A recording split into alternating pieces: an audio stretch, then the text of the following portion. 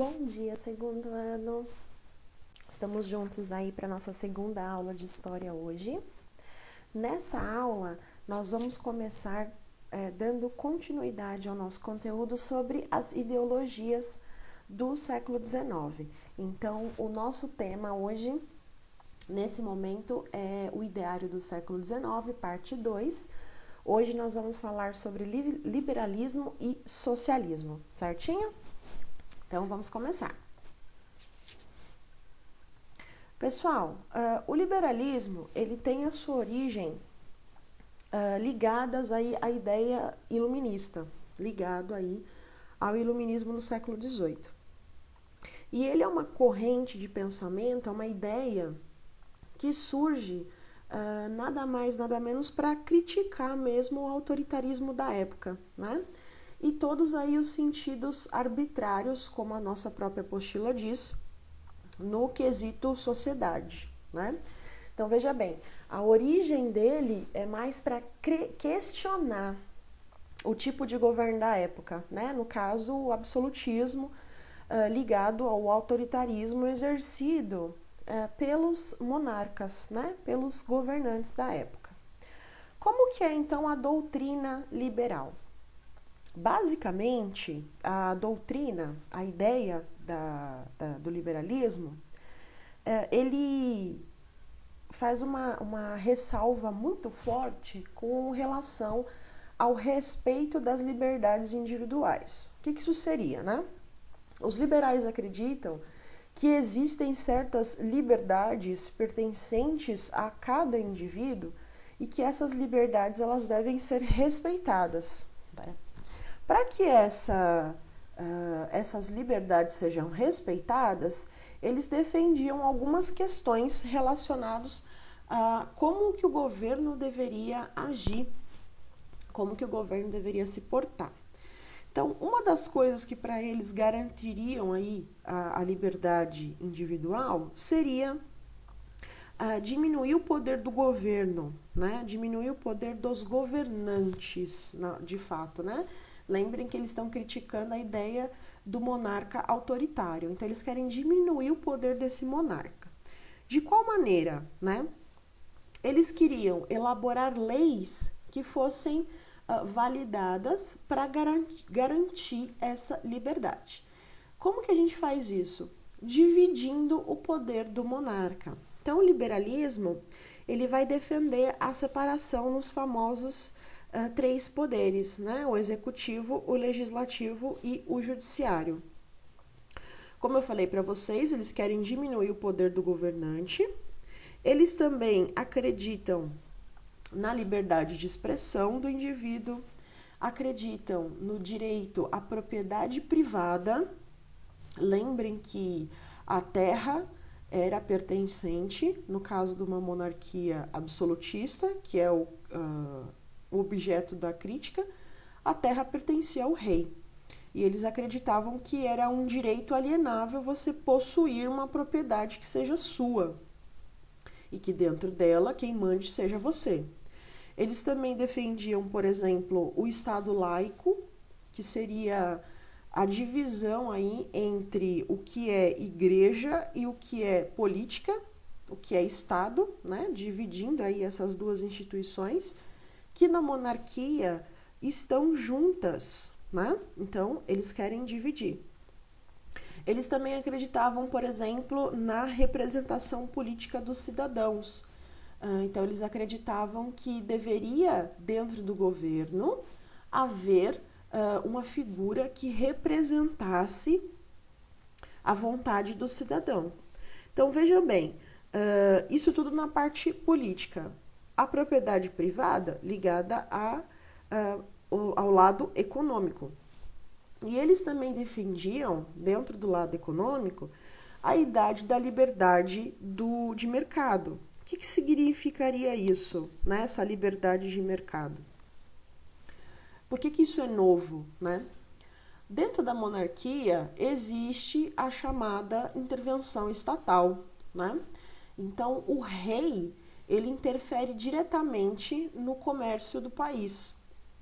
Por exemplo, o que pode entrar de outros países, estamos falando aí do mercado internacional, né, importação, o que pode ser direcionado a outros países, ou seja, exportação.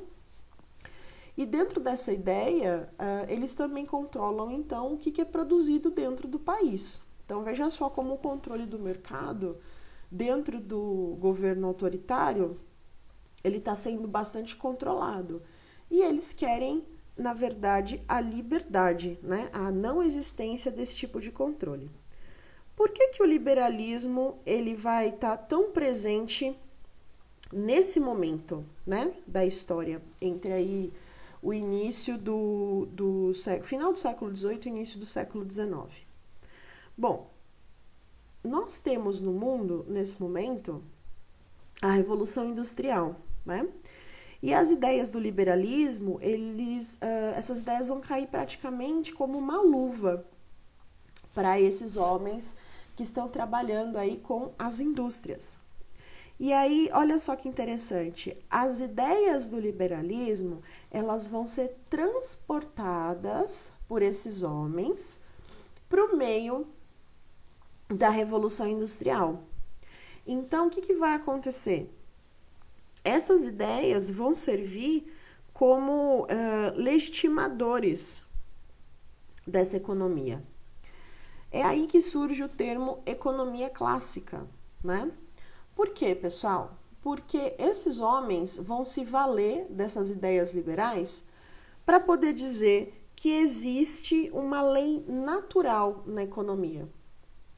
Ou seja, a economia ela é uma força que se move de forma natural. Ou seja, ela não precisa da intervenção estatal para existir e ela é movida por esses jogos econômicos. Na verdade, essa chamada economia clássica das leis naturais, ela vai surgir como uma justificativa, como eu coloquei aqui para vocês, da sociedade industrial que está nascendo e do poder dos homens de negócios que também estão nascendo. Então, veja só, não houve uma deturpação de fato 100% da teoria liberal, mas ela vai ser usada como justificativa dentro desse conjunto de ideias chamado economia clássica, e o liberalismo surge aí como justificativa dentro dela para poder dizer, olha, realmente a sociedade industrial ela está mudando, os homens de negócios estão ganhando poder, mas isso é natural, isso deve acontecer por causa dessas ideias aqui, ó, né? É assim que deve funcionar a economia. Bom, nesse cenário, do qual agora vocês já têm conhecimento, vão surgir os teóricos do liberalismo.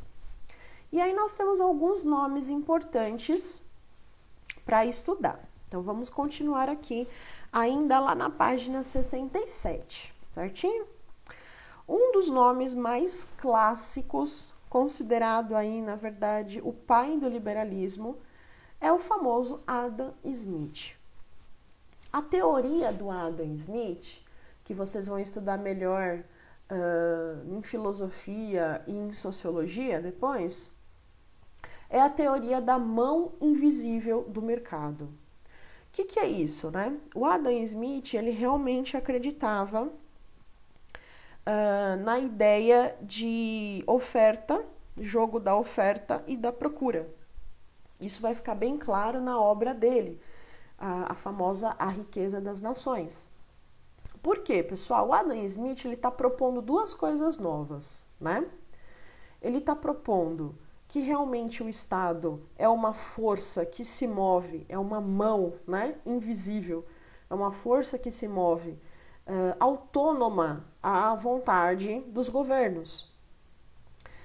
E por essa razão, por esse movimento invisível e autônomo, o Estado não deveria intervir na economia.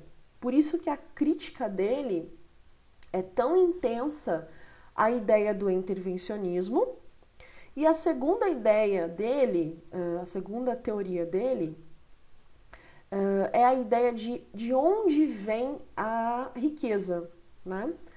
Porque ele critica muito também as práticas econômicas relacionadas à monarquia. Estamos falando do mercantilismo.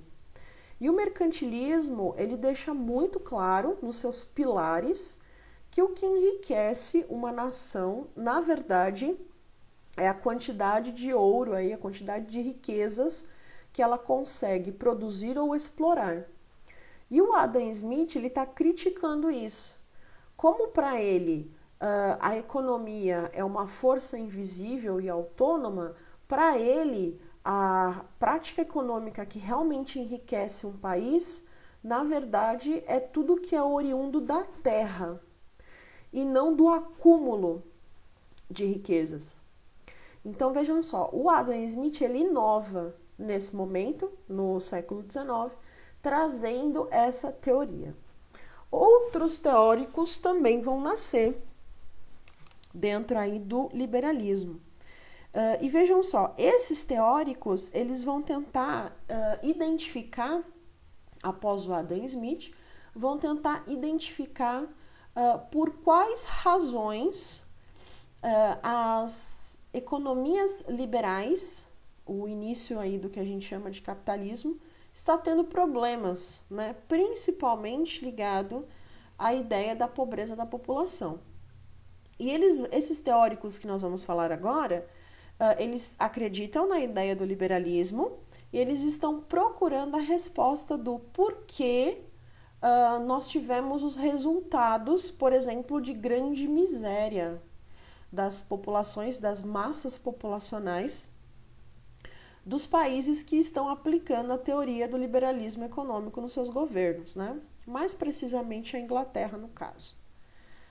Quem é um desses nomes bastante famoso? É o Thomas Malthus. O Thomas Malthus, pessoal, a ideia dele, principalmente, né, o resumo aí, principalmente da ideia dele, é que o problema, a causa dessa miséria da população, a causa desses problemas oriundos aí da Revolução Industrial, estão na quantidade de pessoas que estão nascendo. Então, tecnicamente, como eu pus para vocês ali em azul, para ele, nós devíamos limitar a procriação das pessoas. Ele dizia que, assim, a causa, como eu pus para vocês ali, da miséria, dessa falta de recursos da população, é porque havia um crescimento demográfico muito grande, estavam nascendo muitas pessoas, claro, não na classe da elite, mas na classe da população, né?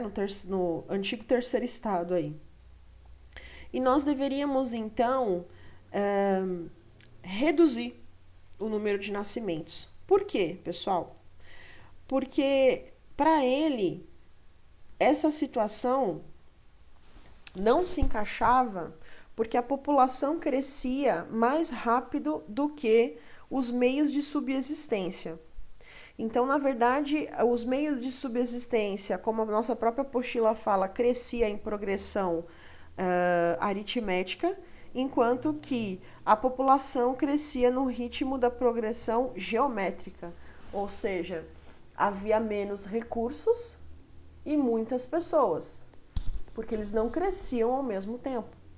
Isso fica muito claro na obra dele, chamada O Ensaio sobre os Princípios da População, onde ele deixa bem claro que a responsabilidade, olha só, a responsabilidade dessa situação de pobreza extrema, de miséria extrema, era causado pelos próprios trabalhadores. Então, os governos deveriam agir, e os próprios trabalhadores também, na ideia de você diminuir o crescimento da população, diminuir o crescimento demográfico. Outros teóricos já se voltaram para uma outra linha de raciocínio. No caso, a gente tem o David Ricardo. David Ricardo, pessoal, ele é um autor muito famoso também dentro do iluminismo, devido à sua teoria, né? A teoria da lei férrea dos salários. O que é essa ideia, né? O princípio aí das leis férreas do trabalho. Então, ele dizia, pessoal, que o trabalho, ele é uma mercadoria, como qualquer outra. E o mercado, ele é regido pela lei da oferta e da procura, né? Lembrem que esses autores aí estão de acordo com o liberalismo. Então, ele dizia o seguinte, se o trabalho é uma mercadoria e ele também está sendo mantido, sendo ofertado, sendo comercializado através da lei da oferta e da procura, ele também está sujeito à lei da mão invisível do mercado. Do que ele está dizendo? Ele está dizendo o seguinte, se tem muito, custa menos. Se tem pouco, custa mais, certo? Essa é a lei aí da oferta e da procura. Aplica-se isso ao trabalho. Então, se eu tenho uma oferta de mão de obra muito grande, essa mão de obra vai custar pouco. Se eu tenho uma mão de obra pequena, uma oferta pequena dessa mão de obra, ela vai custar mais. Então, veja só, ele tentou, fica claro para nós, ele tentou unir essas duas ideias, né? Tanto o liberalismo clássico do Adam Smith, quanto a ideia da limitação da procriação do Thomas Malthus. E vejam que ele está transportando a ideia da quantidade de população para a lei da oferta e da procura, né? Como se ele estivesse tirando um pouco da culpa colocada pelo Thomas Malthus nos próprios trabalhadores e transportando, entre aspas, aí, né, essa culpa para a oferta de trabalho. E aí ele dizia o seguinte, como o trabalho ele está atrelado a essa lei da oferta e da procura, não adianta você aumentar o salário, porque a partir do momento que o governo ou que as empresas começam a aumentar os salários, você está intervindo na economia. Você vai afetar negativamente, como eu coloquei para vocês, a economia.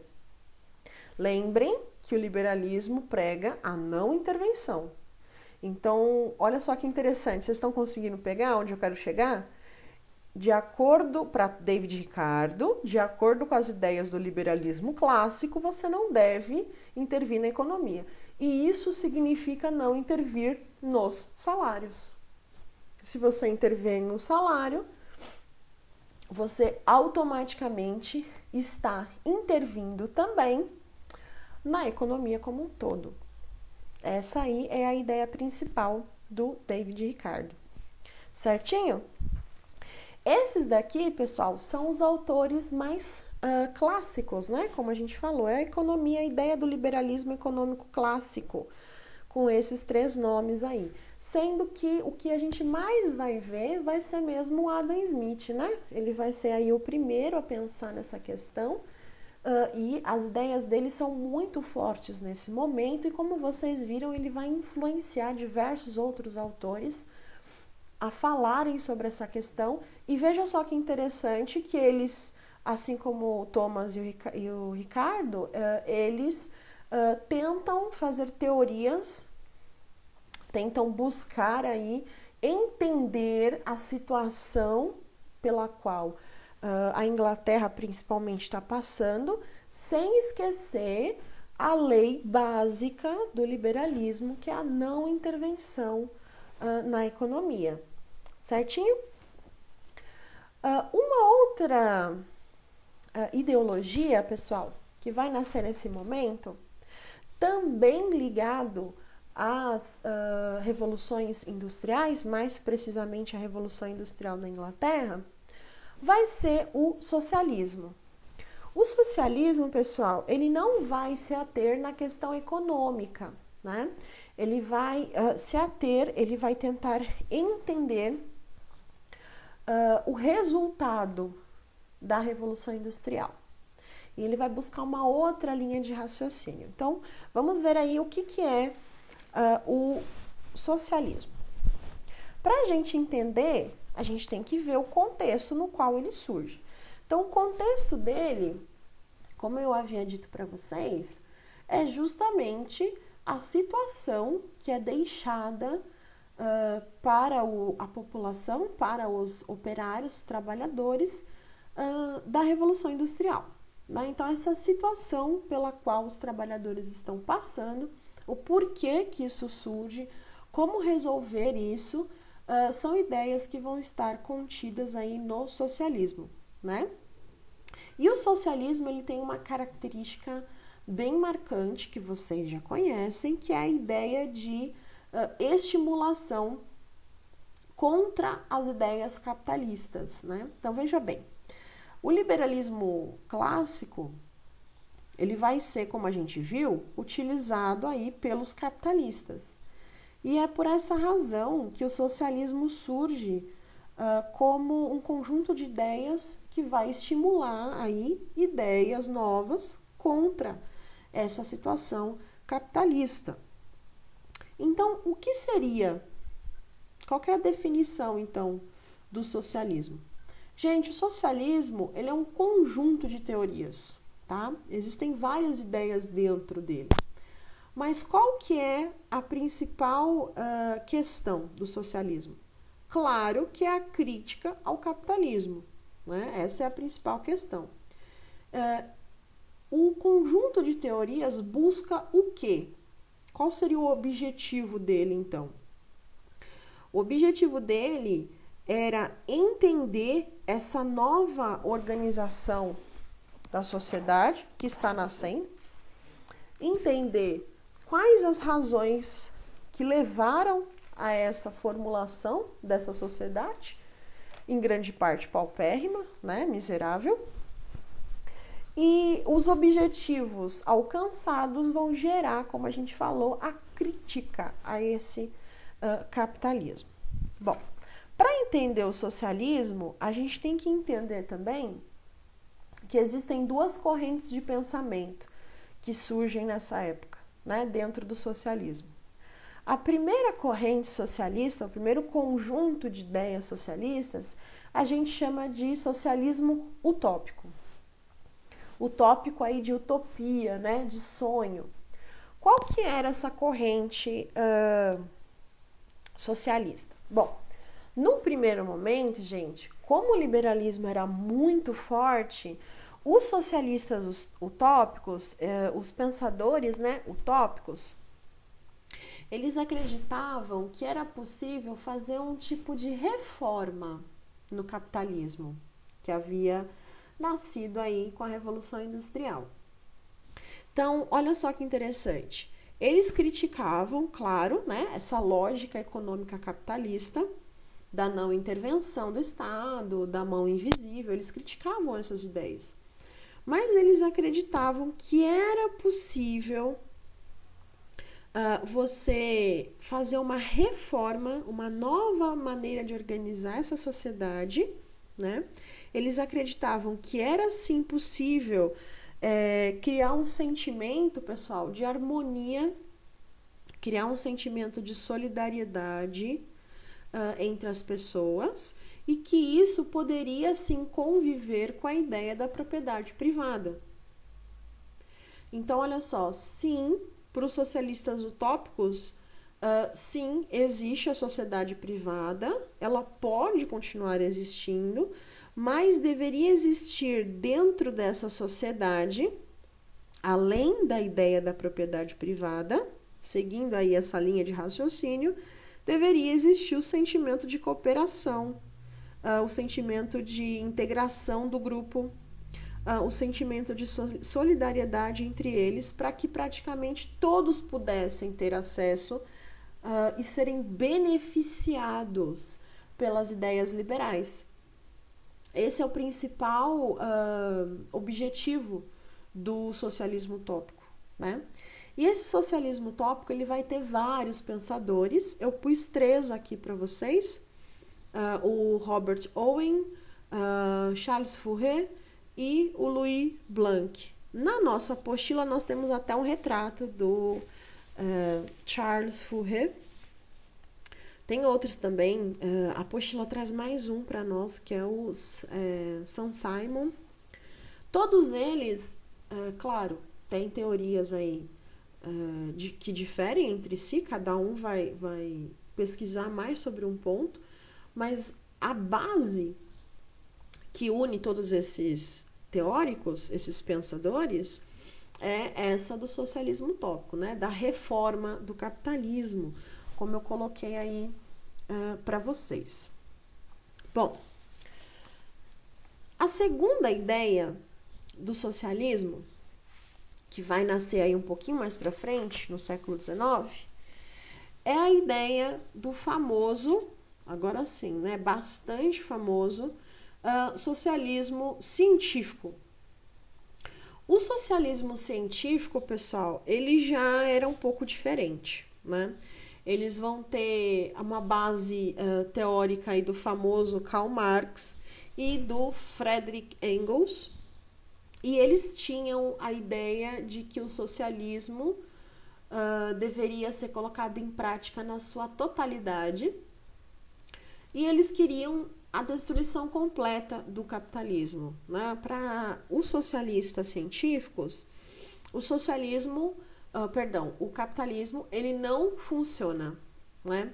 Essa ideia de você ter uma propriedade privada e algumas pessoas serem donas dos meios de produção, né? Estamos falando aí dos donos de fábrica, dos donos das terras, etc. Eles criticavam ferrenhamente essa ideia, né?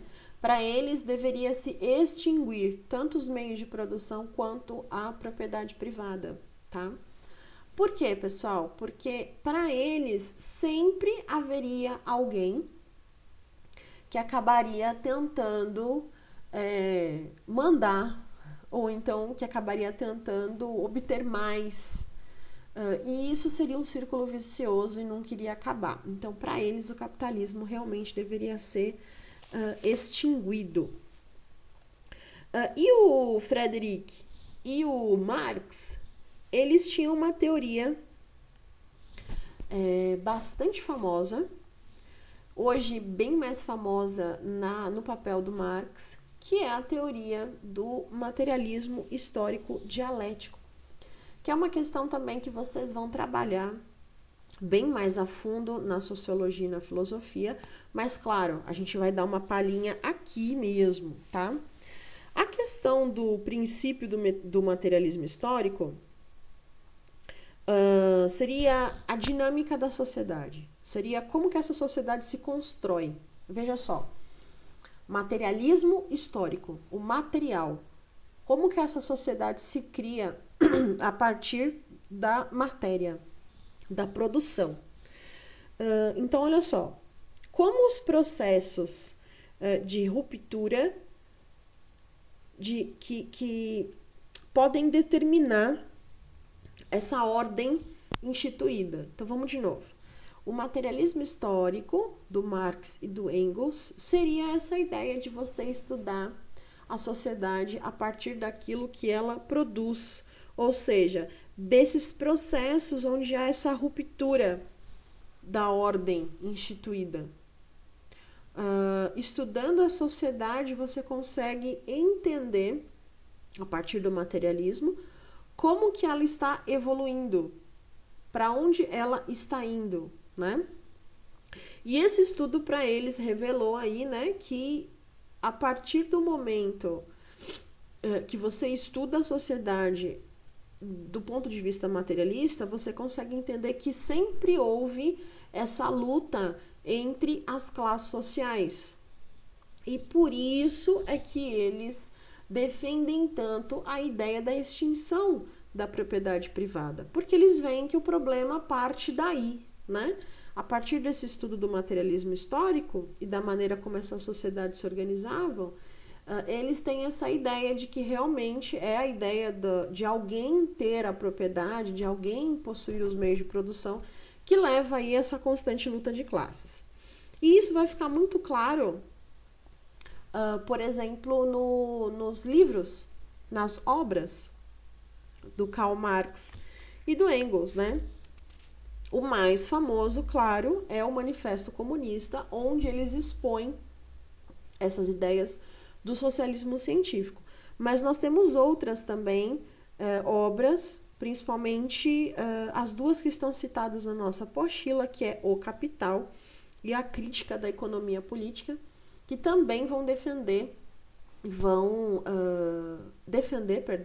a propriedade, a extinção da propriedade privada e dos meios de produção.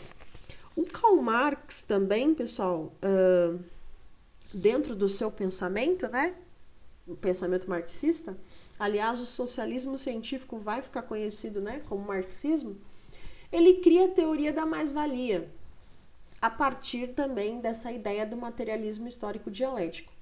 O que ele vai dizer na teoria da mais-valia? Quando uma sociedade se encontra no estágio de evolução, que é a sociedade no qual o Marx está inserido, ele acredita que existe uma distribuição errada da riqueza gerada, né? E ele vai dar esse nome aí, a essa teoria de mais-valia. O que significa isso? Existe a riqueza que o homem que produz recebe e existe a riqueza que é gerada por esse homem, né? Por esse trabalhador. E aí, veja só, ele acredita, e realmente isso matematicamente correto, né? Que a pessoa que trabalha, ela gera uma quantidade de riqueza infinitamente menor àquela que ela recebe. Então, um trabalhador recebe um salário X no mês, mas esse salário X, ele é apenas uma pequena parte se em comparação com a riqueza que ele gerou. E ele diz o seguinte, essa ideia, essa base aí, né, de acumulação capitalista, de exploração do trabalho, que se encontra dentro dessa teoria da mais-valia, é o que faz essa diferença enorme entre as sociedades, né? E o Marx e o Engels, eles vão entender que o processo histórico, ele é muito contraditório. Porque, veja só, os núcleos, assim como a nossa apostila fala, os núcleos históricos, né, trazem um conflito entre os grupos sociais constantemente. Então ele vai dizer assim, essa teoria da mais-valia, essa observação da história humana, fica claro nessa observação que realmente a história do homem é a luta de classes, é o confronto entre grupos opostos. Ele vai dizer que essa exploração que eles conseguiram estudar através do materialismo histórico, através da teoria da mais-valia, é o que eles chamam aí de motor da história, né? Aí entra a famosa classe, a famosa frase atribuída ao Marx, né, que a história é a história da luta de classes.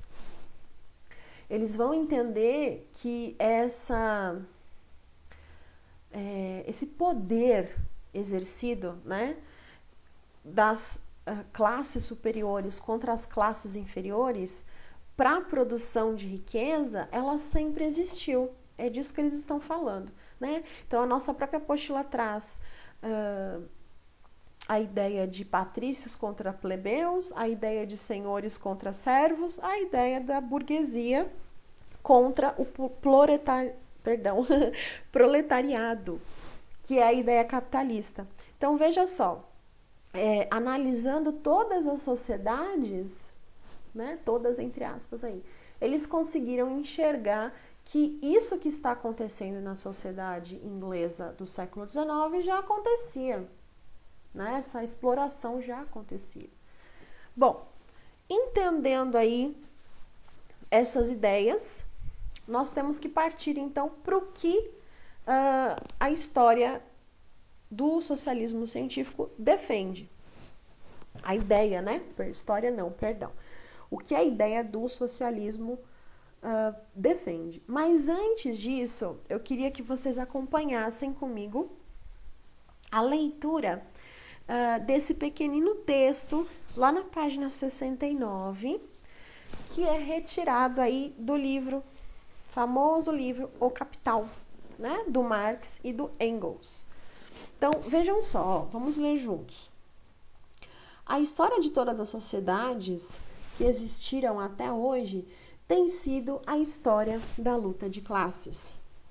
Livre e escravo, patrício e plebeu, senhor e servo, mestre de corporação e jornaleiro, numa palavra, opressor e oprimido.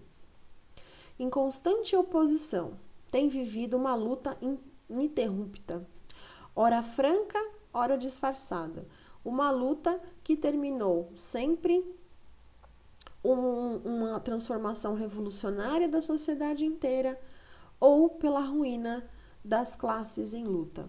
Então, veja só, esse pedacinho deixa bem claro qual era o objetivo aí do Marx e do Engels com o desenvolvimento do materialismo histórico, né? Olha só que interessante. O que eles pegaram? Eles pegaram essa ideia da luta de classes e verificaram que realmente isso existia há muito tempo, né? Essa teoria aí existe há muito tempo. E aí, como eu falei para vocês, o que defende então, né? O socialismo científico, defende o quê? Bom, diferente dos utópicos, né? O Marx e o Engels, eles defendiam que os operários deveriam tomar o poder.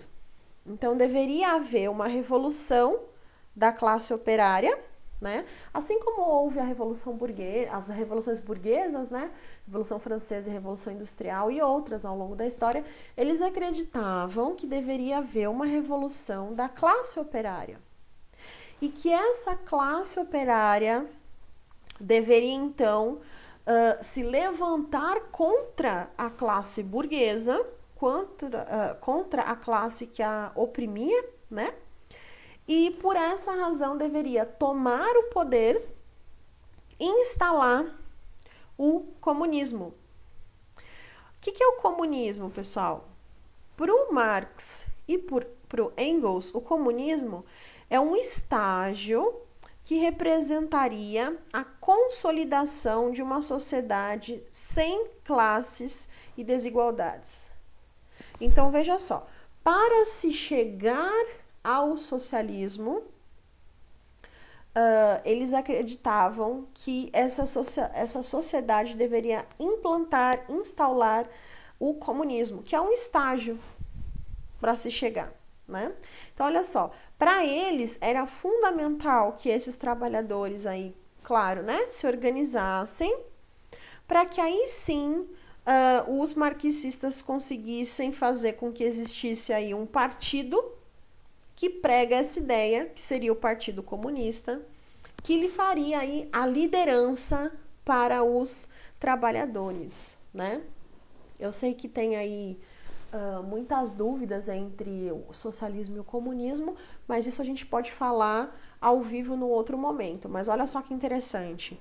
O Marx e o Engels, o Karl Marx e o Friedrich Engels acreditavam aí então que a classe operária que deveria se organizar para tomar o poder, né, criar até um partido que seria o Partido Comunista, instalar o comunismo para que a partir dele a gente conseguisse caminhar para o socialismo, para a ideia da extinção total da propriedade privada e dos meios de produção.